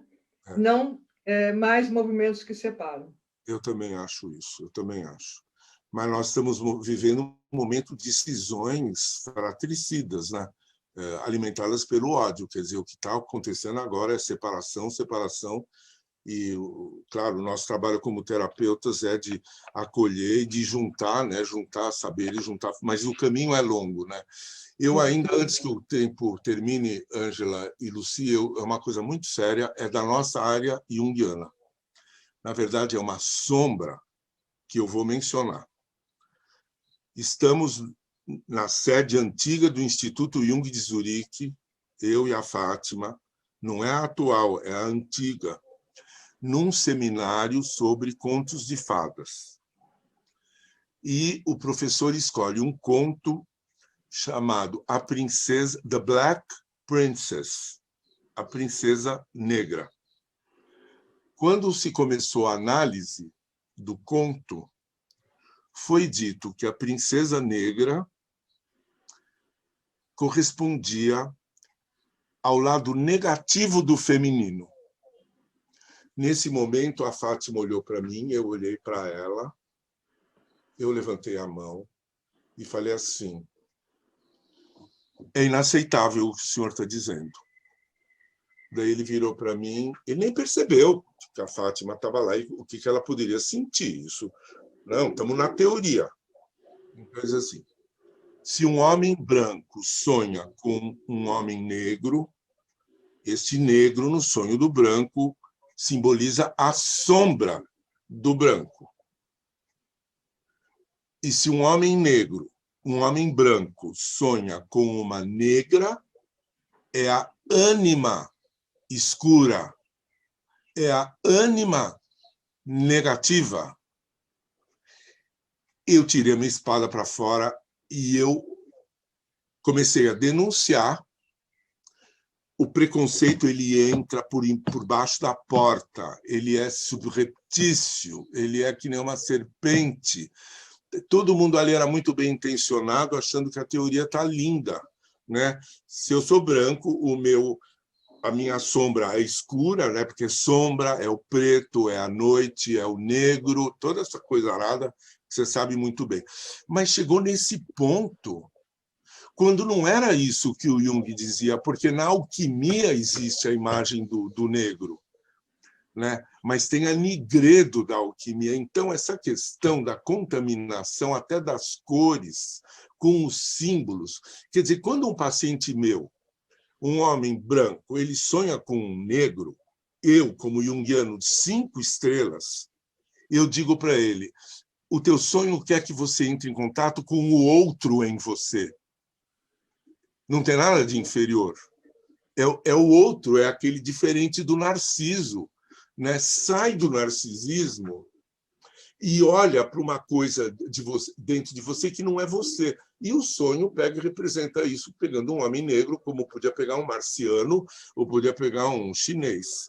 Agora, nós estamos no Brasil, num país de preconceito. Então, você vê que isso entra nos porões da psicologia junguiana quando que aparece o negro. Negro é depressão, negro é sombra, negro é nigredo, negro é o bruto ou é o instinto. Não, é o africano, porque ali é tônico, né? Terra, é o instinto. Quer dizer, é uma leitura enviesada pelo preconceito, isso não se livrou. Acaba de ser lançado no mercado internacional os livros negros do Jung, The Black Books. O livro vermelho, Red Book, já foi publicado e a editora Vozes está lançando na semana que vem. A Associação Junguiana do Brasil participou muito. Então, os livros negros. Quem ouvir falar assim, em livros negros, o que associa? Né? A lista negra, né? O livro negro da ditadura. O que é o livro negro da ditadura? É onde estão os horrores. A lista negra. Você vê que está tudo ali. Agora, o do Jung é porque eram cadernos com a capa preta, era só isso. Ele chamava The Black Books porque eram cadernos que tinham a capa preta. Tá certo chamar de Black Books. Mas aqui no Brasil, os livros negros do Jung já começam a vir fantasia. Então, a gente está rodeado de preconceito fantasmático, sabe? Ele entra, toda hora ele está entrando, né? Nas palavras, nos objetos, né? A coisa está ficando preta. Eu sei que até o Chico Buarque não tem, conscientemente ele não tem preconceito nenhum, e ele até se defendeu, né? Um samba que diz a coisa está ficando preta. Mas é verdade, quer dizer, toda hora que aparece a cor ou o adjetivo, lá vai para o pejorativo, lá vai para o inferior. Agora, o branco é a pureza, é o angelical, é a luz, então vem ali da luz e da treva. Agora, a tua pele, ela não é preta, ela é cor de terra, ela é cor de castanha, ela é uma cor natural, mas por que preto é carvão? Nem o preto, mais preto, ele não é preto, que nem o preto, né? Mas olha como as palavras elas vêm e elas vão transmitindo por baixo do pano conotações. Quando que a gente vai se livrar das conotações? Quando que a gente vai se relacionar com as pessoas? E não me importa com quem ela vai para a cama. Se ela vai para a cama com uma pessoa... A cor... Não, eu tenho um amigo, ele é negro, mas ele é uma ótima pessoa. Eu tenho uma amiga, ela é negra, mas ela estudou na Suíça. O que é esse vírgula e tem que... Eu tenho uma amiga e ponto. Eu tenho um amigo e ponto. Não interessa com quem que vai para a cama, não interessa que cor que é a pele. Quando que nós vamos chegar lá? Que é a minha meta. Nós somos Roberto, me permita, Sim. exatamente, desculpa, me permita só ilustrar. Isso que você está falando, né, é uma das questões super difíceis da gente lidar. A gente chama de racismo interpessoal. É aquele que você está exatamente assistindo uma palestra, está conversando com uma amiga, de repente vem uma fala atravessada, né, racista, como essa, né? A coisa está ficando preta, a pessoa negra fica atordoada e não sabe o que faz com aquilo. Se você está esperando, uma coisa é entrar num lugar em que eu já sei que eu sou a única negra, eu vou, dependendo da época, eu me preparo de uma determinada maneira. Hoje eu entro, dane-se vocês, se ficarem incomodados. Mas eu já tive muitos receios de entrar em alguns lugares. Será que vou me preparando, seguro na bolsa firme e vou. Outra coisa, eu estou totalmente desarmada, que eu estou numa relação fraterna e, de repente, vem essa fala, é uma paulada, e a gente não sabe o que faz, e precisa denunciar. É o racismo interpessoal, um dos mais difíceis. Quando dizem, não, porque você é negra, eu vou me posicionar diferente. Agora, quando não diz, mas quem é alvo sabe, reconhece rapidamente isso que é chamado sutil, que não é nada sutil para quem é alvo. É um olhar que você já sabe o que está sendo dito naquele olhar. Então, eu só queria aproveitar, te cortei para ilustrar. Não Isso cortou nada, não, nós estamos em diálogo. Eu não sei se podia chamar racismo semântico. O preconceito semântico está, sabe, tá nos significantes. É incrível isso, né? Agora, tem uma hora que fala assim, preto é elegante. Sabe o pretinho básico? Uma mulher quer ser elegante, põe um vestido preto. Agora, as negras, se elas botarem um vestido preto, vai dizer, mas que redundância. E vão fazer piada. Não, bota vermelho. Lindo, bota amarelo. Agora pode pôr vermelho, mas na minha infância não podia pôr vermelho. Na minha infância, em Minas Gerais, a gente não usava vermelho, porque negro de vermelho era chamado de saci, pejorativamente. Lá vem. Pronto. Não podia. Batom vermelho, tinha que vestir roupa mais clara, para você aparecer menos. Então, por acaso, que eu gosto muito de vermelho. Olha aí, estou sempre assim. Essa questão vai se infiltrando e a gente não percebe. E ela cresce, ela vai se ramificando. Quer dizer, nós temos que estar muito atentos, sabe? Eu não quero que isso venha por baixo dos tapetes, assim, porque está lá, eu sei que está lá. Né? Então, por exemplo, eu tinha vergonha... Não, eu tinha uma defesa de perceber preconceito em mim. Primeiro era uma defesa. Eu não tenho essa defesa. Hoje, quando eu percebo em mim um pensamento preconceituoso, ou, por exemplo, eu estou sentado no avião e do meu lado vai sentar um homem negro. Não é indiferente, eu vou notar que é um homem negro, mas daí eu me flagro e digo, ô Roberto, qual é a tua mesmo? Qual é? Eu falo comigo. Daí eu fico contente que eu acho que eu superei a defesa e que eu estou sendo honesto. Porque acontece alguma coisa.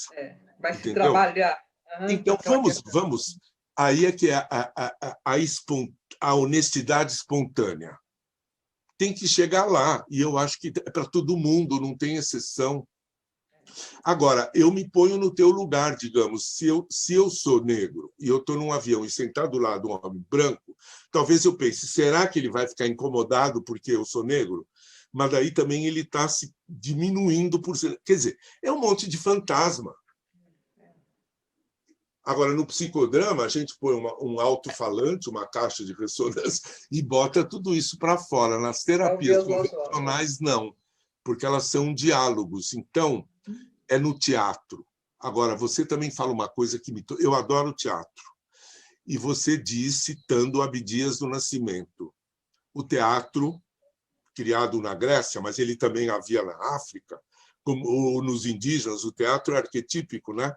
A teatralização, o personagem. Então, o teatro é o espelho da condição humana. Só que o teatro era branco. Se você vê, o grande teatro é branco. Então, o Abdias, em 44, né, cria no Brasil o Teatro Experimental do Negro para que o Hamlet possa ser negro, para que a Julieta possa ser negra. Porque que história é essa? Então, é o que você fala, o padrão é o que é bom para o branco. O teatro é o espelho do humano. Mas é um teatro branco? Como que é essa história? Então, tem muita coisa para andar, né? E nós temos uma questão no Brasil, que é o homem cordial, é o racismo doce. Uma banana, que é doce, mas ele é diferente do racismo do sul dos Estados Unidos, que descaradamente dizia banheiro para branco, banheiro para negro. Então, tem gente que fala, não, mas no Brasil não existe. Como assim? A gente gosta, a gente babá preta, a gente gosta. Já falou, né? Então, ele fica ainda mais dissimulado. É o negócio da casa grande, da ama, né? Da iaiá, do ioiô, né? E da miscigenação, e como a mulata é bonita, e como eu gosto de negro, e gosto de samba, e eu vou. E é um perigo, porque tem uma coisa bacana. O Quaker inglês, que ia para os Estados Unidos, ele não encostava a mão numa índia. O português ele era erótico. Eles ficavam com muita atração sexual pelas índias brasileiras ou pelas negras, porque o português era erótico e o escocês, o irlandês, o inglês não eram. Então, houve miscigenação. Agora, isso mostra que é um reconhecimento das subjetividades da mulher negra ou índia? Não, é só do corpo. Até hoje, é uma exaltação do corpo negro, né? Mas aí está perto de virar objeto, não está? É linda. Sim, a negra mulata sambando na Sapucaí, todos nós achamos uma beleza, mas cuidado, sim. É só o corpo. De mulheres negras, né? O estrupo de mulheres negras. Né? Muitos frutos de família, de interraciais são frutos de um estrupo de mulheres negras. Então,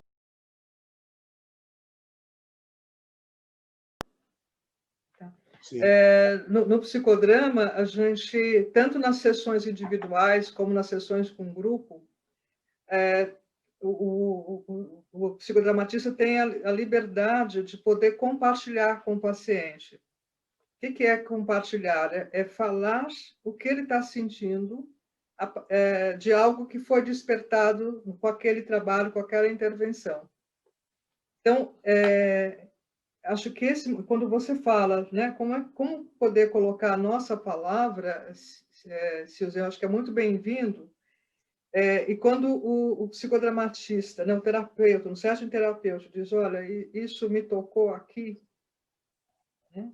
Ou até ele tem alguma situação que tenha vivido de uma forma breve, que quem está em análise é o paciente, possa ser compartilhado, isso dá para o paciente uma sensação, e é real, de igualdade. Estão em papéis diferentes, mas é humano, né? Ele sente, ele vive, e ele poder trazer algo desse sentimento para o contexto da vivência psicodramática é muito confortante para o paciente. Cada vez que eu estive nesse lugar de paciente e que eu ouvi do meu terapeuta ele trazer algo da vivência dele, me ajudou muito. Eu ouvi também, eu vivi isso com a Fátima também, não só a psicodramatista, e com os meus pacientes também. Eu acho que é por aí. E só uma questão, quando você fala dessa questão da fala, né, o índio aprendeu a falar português para poder falar conosco, o Kamegele fala algo parecido, que muitas vezes a gente precisa aprender a linguagem do colonizador, para poder falar e nos fazer ser ouvido naquela linguagem que ele conhece. Depois a gente volta para a nossa linguagem. Eu acho que nós temos que unir a palavra com o pensamento e com a ação. Nós, junguianos, conhecemos muito bem o conceito de persona, né? A persona é uma máscara, não necessariamente negativa, para pôr a mão na massa, a gente tem que se despir. Nós temos que nos despir da persona, da convenção, das banalidades, daquilo que é repetido, que é sempre dito, ser espontâneo e dizer assim, escuta, vamos lá, vai. Chega de história, vamos direto. Você está gostando disso aqui? Você está com raiva? O que você está sentindo? Qual é o problema? Vamos lá, vai. Sem medo, vamos lá. Chega de firula, chega... É aí que é a mão na massa, entendeu? É uma hora que a gente fica demasiadamente humano. Mas nós temos estrutura para fazer isso. É um pulo, é um salto, é um pulo no imediato, quente do agora, pele a pele. Qual é o seu problema comigo? Você tem um problema comigo porque eu não sou da mesma cor que você? Vamos lá. É uma coragem. Agora, isso tem que partir de nós, porque a relação com o terapeuta, com o paciente, ela é desigual. Ela é amorosa, né? Tem que ser, mas ela é desigual. Então, nós temos que fazer isso primeiro. Nós temos que ter a coragem, né? A psicologia junguiana é muito parecida com a antiga sabedoria da Índia, por exemplo, né? Que falava de algo que ele chamou de self, e no hinduísmo chama de purusha, ou de... Há muita semelhança, né? Na visão de que há um ego, mas que tem uma coisa mais profunda do que o ego. Do pouco que eu sei das culturas, porque são muitas africanas, é que na raiz africana não havia essa coisa chamada ego. É muito mais comunitária, as pessoas são mais iguais. O nosso mito ocidental é o indivíduo. O Jung até falava individuação. Então, parece que o desenvolvimento é eu ficar cada vez mais diferente dos outros, né? Quando, na verdade, eu evoluo se eu perceber o quanto somos todos iguais na diferença. Então, eu acho que eu não sei o que é uma psicologia africana, isso daí é a Célia que vai me levar para isso, mas pegar o conceito de ego e colocar isso frente a frente com sabedorias muito antigas que falavam de um eu profundo, mas não tinha ego. E isso é saudável para a psicologia junguiana se libertar um pouco de muita atenção no ego. Só colocar mais uma pitadinha aí, que complementa o que o Gambino está falando. Tem um conceito na filosofia africana que chama Ubuntu. E uma das máximas dessa filosofia é as diferenças se complementam. Somos diferentes e cada um com a sua diferença se junta e construímos um todo. Então, e essa questão do todo que foi perdida no Ocidente, né, Célia? Mas nas culturas antigas, sejam africanas, sejam ameríndias, sejam orientais, da Índia, da China, do Japão, eu faço parte de um todo. É aquela coisa holística, eu, os outros, a natureza, a terra, né? Essa noção o iluminismo destruiu. Somos separados, átomos, né? Então, essa união que a Paula está procurando, e que é tão importante, é resgatar o todo perdido. Uhum. A noção de que a gente pertence vitalmente a algo maior e que tudo está conectado. Isso está no começo e nós temos que resgatar, porque nós perdemos isso. Tudo está conectado com tudo. É uma outra visão de mundo, né? É por isso que a inveja rompia o cordão do colar de pérola. Pois porque as energias estão conectadas. Mas eu quero fazer o seguinte comentário. Hoje, para mim, a cognição que importa é a cognição dos dominados do sistema. A visão desses é que leva para um progresso do conhecimento. É daqueles que ficaram de fora. Então, a tua professora negra, ela conseguia compreender a necessidade de você se conectar, você vê? Mas é aqueles que compartilham a dor, inclusive a dor do planeta.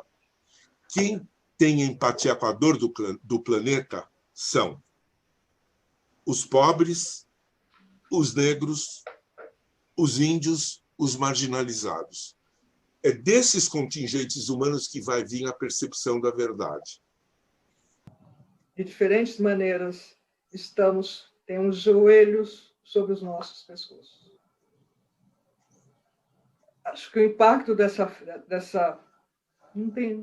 coisa inominável, de brutalidade, de requinte, o significado da postura daquele policial branco sobre aquele gigante homem negro, é de uma tamanha brutalidade que eu acho que nunca será esquecido. Mas não para nos paralisar, porque todo esse movimento que emerge a partir daí, eu acho que não tem fim, enquanto todas e todos nos estivermos respirando. A primeira coisa que a gente precisa é de respirar quando a gente chega no mundo, né? E a gente precisa, se não respira, se o outro não respira, o que vai ser de nós? Se dá conta da violência, de todos os sentimentos que desperta, inclusive do ódio que desperta. A gente entra em contato com as questões mais viscerais que nós temos. E aí a gente precisa ter força para buscar saídas construtivas. Espaços como esse são saídas construtivas. A gente entra em contato com dor. Muitas dores me atravessam, eu sei que atravessam muitos de vocês. Mas é essa dor que eu não tenho dúvida, porque eu tenho ainda, eu acho que vai ser para ser, eu sempre tive, certamente permanecerá muito daquela esperança paulo-freiana, esperança que faz acontecer. Então, cada vez que isso continuar ressoando na nossa vida, chamando todos nós, porque nós todos somos corresponsáveis por tudo isso. Então, do lugar que estamos, em qualquer lugar que estejamos, a gente precisa fazer algo, e eu tenho visto pessoas fazendo algo. Não ainda em questões institucionais e governamentais, e em termos de políticas públicas que precisamos também, mas se a gente for esperar, não chegam, somente hoje. Somos nós por nós que queremos fazer, então vamos fazer. Vem da nossa visão de mundo, do pouco que eu sei dos vários mitos indígenas brasileiros. Cada indígena, orientado por um mito, ele entende que o mundo é feito de irmandades. O homem é irmão da onça, ele é irmão do passarinho, né? A terra é sua mãe, o ar, a chuva, o arco-íris, tudo faz parte de um todo criado pelo Criador, onde todos são irmãos.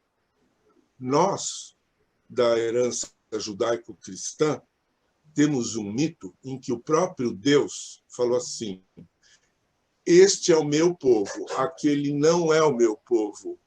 Eu sou o Senhor dos exércitos, e vocês, meu povo, ide derrubar aquele que tem outro Deus.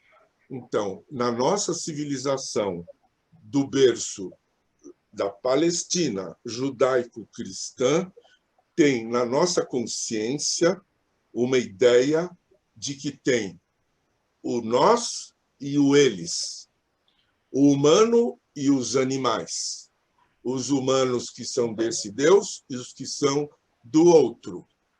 Isso justifica o domínio, a colonização, a destruição. Um é superior, outro vem do mito. Sim. Queria só acrescentar, né, por exemplo, em África, quem nomeia negro é o invasor que chega, que nomeia negro e cria o nome, a palavra negro. Negritude vem depois, com pesquisadores negros, para contrapor aquilo que foi definido como negro. Eu queria trazer isso. Questão primeira de respeito. A gente encontra pesquisadores que vão olhar, né, para a população negra, torna o homem negro, a mulher negra como objeto de estudo olha à distância como se não tivesse a ver com isso, interfere, tenta interferir no sentido de dizer, de ditar aquilo que acha que é melhor. Eu vejo na tua fala que tem uma questão primeira de respeito. Não sou eu que sei melhor quem é você que sabe quem você é. E ser respeitado, acho que uma máxima de todas as pessoas. Acho que não tem uma receita, acho que tem tentativas. Primeiro tem boa vontade, acho que começa com a boa vontade, com o querer. Querer e tomar uma posição de que eu quero, eu vou buscar. A outra questão é assim, a gente se pauta assim, nas nossas teorias, a gente se pauta nas nossas práticas, na nossa vivência. Agora, quando eu estou com o meu cliente na minha frente, com o meu paciente na minha frente, é uma relação pessoa a pessoa. O compromisso de dar o melhor que eu tenho como profissional, como pessoa, é estar ali a serviço dessa pessoa que está na minha frente. A gente vive numa sociedade que é hierarquizada, né? que define lugares de mais-valia e de menos-valia. Na relação terapêutica, a gente tem que estar vigilante o tempo todo para não trazer para o setting psicoterapêutico esse mesmo sistema hierárquico que está fora. Estar ali a serviço como pessoa, me parece que é o começo, né, de poder realmente se pautar numa relação humana e ver como eu posso te ajudar, saindo das amarras de que eu tenho que ser a melhor terapeuta. Eu estou junto. Se a gente é junguiano mesmo, não precisa ficar citando o Jung. E se eu não conseguir explicar para o meu neto Benjamin, de 8 anos, o que é arquétipo, eu não entendi. Então, eu não preciso falar junguianês para nada. Qualquer coisa do Jung eu tenho que falar do jeito que uma criança entenda. Daí tá bom. Identificar. E é muito fácil. Se você estiver num congresso junguiano e você não conseguir respirar, é porque tem racismo institucional. Então, pergunta para o teu pulmão. E você vai saber onde ele está instalado. E sabendo que ele está lá, sabe o que você faz? Chuta o pau da barraca. É isso. Roberto, Reverência está muito perto da covardia. Chuta o pau da barraca. A aliança é com o paciente. A aliança é com os desprotegidos, é com os desprivilegiados. O Frantz Fanon, que escreveu um livro que na minha juventude me impressionou muito, ele era um grande intelectual negro, era Le Damné de la Terre, Os Desgraçados da Terra. É lá a aliança. Como estamos olhando para as nossas crianças e adolescentes? A importância de estarmos atentos. As crianças negras, elas começam a se dar conta de que são crianças negras e que tem uma sociedade que as tratam desigual pela cor da pele no âmbito da escola. Em geral, as primeiras experiências de violência racista que a criança sofre na escola. Então, é extremamente importante que com quem essa criança mora, que ela tenha uma relação de confiabilidade, que possa contar o que aconteceu na escola com os coleguinhas, com as professoras, que essas famílias sejam encorajadas a irem na escola e a denunciar e a cobrar da escola ações antirracistas. Incluir, né, nos nossos trabalhos também, trabalho com a família, né, e aumentando o nosso alcance de possibilidades, é possível que a gente tenha mais condição de ajudar a tratar dessas feridas que são enormes, as feridas do racismo. Conversa livre é que importa. Tem coisa que eu não aceito, porque é mais do mesmo, não acrescenta nada, e está todo mundo cansado de live. Ou é para a gente falar uma coisa sanguínea, né, de verdade, ou então vamos passear, porque já tem um excesso de fala. Eu acho que aqui a gente conseguiu, graças ao clima, ao ar, né, Ricardo, que está presente para a gente respirar, a gente se anima, a gente tenta falar a verdade, e eu acho que isso é bom. Não é, Célia? Nossa, é isso que faz a gente levantar, né, toda manhã e recomeçar.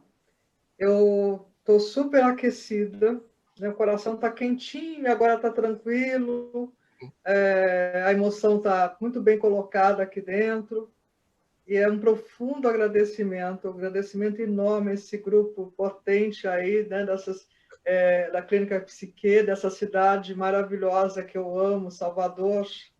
Só falar a palavra Salvador já vem um sol enorme para cima de mim, que me aquece a alma. Né? Esse encontro ímpar com o Roberto, que eu estou muito esperançosa, que é o recomeço. Nós vamos fazer muitos outros, Roberto. Vamos chutar muito pau de barraca, Célia. Mais do que nunca, exatamente, mais do que nunca, Fátima Salomé Gambini está presente na minha vida. Que lindo, o tempo todo, me inspirando. Ela foi e olha, eu só queria mostrar que aqui na minha frente, ao meu lado, eu tenho duas fotos que me acompanham sempre, quando eu estou num momento muito especial, são meus pais. Aqui é o aniversário deles de 40 anos, aqui de 50 anos, em 2000, ou seja, 20 anos atrás, seu Décio e Dona Osita. Bota mais perto da câmera um pouquinho para ver melhor. Veja se dá. Conseguem ver? Oh, meu Deus. Depois eu mando para vocês, eu não quis passar para ela. Então, eles também, eu sei que o tempo todo eles estão batendo palmas, no sentido de que vai, minha filha, é por aí.